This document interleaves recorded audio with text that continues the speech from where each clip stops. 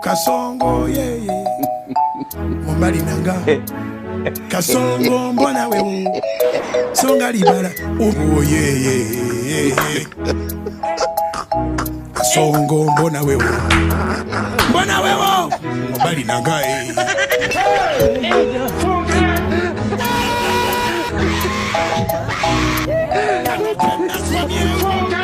Atali ya mama yake kama naye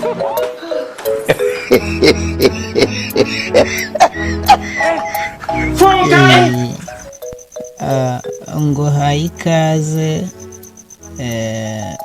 Murundi uzwi nka Mbehajya witute. Ego murakoze nyakubahwa Perezida wa Repubulika, jewe naje mva mu Burundi banyitwa Dabji Juste. Ama jewe cari kinzanye nyakubahwa, nashaka ndakubaze byokunda ko nozo kwiyizira hino mu Rwanda iwawe, ko mbona umengo hararyoshe kuba uriko urakora imiziki byoryoha na comedy.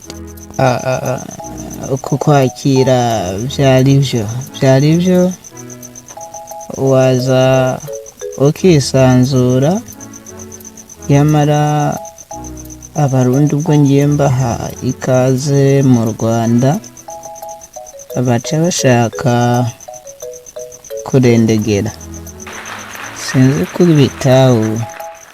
Ego mwaba mukoze nyakubahwa Perezida wa Repubulika. Hama jewe nsanzwe nkina komedi mu Burundi, kandi nsanzwe ndi mutoyi cyane, ntabwo ndamenyekana, ariko hino mu Burundi nahiyo mu Burundi uri kurakora umuziki cyangwa uri kurakina komedi ntabwo ushigikirwa, impano yawe ntabwo ija habona, ntabwo igaragara. Jewe nashaka nzo kwiyizire hino mu Rwanda, mwonyakira neza. Ngewe kukwakira vyari vyo waza ukisanzura, yamara abarundi ubwo ngiye mbaha ikaze mu Rwanda baca bashaka kurendegera, sinzi kubitaho.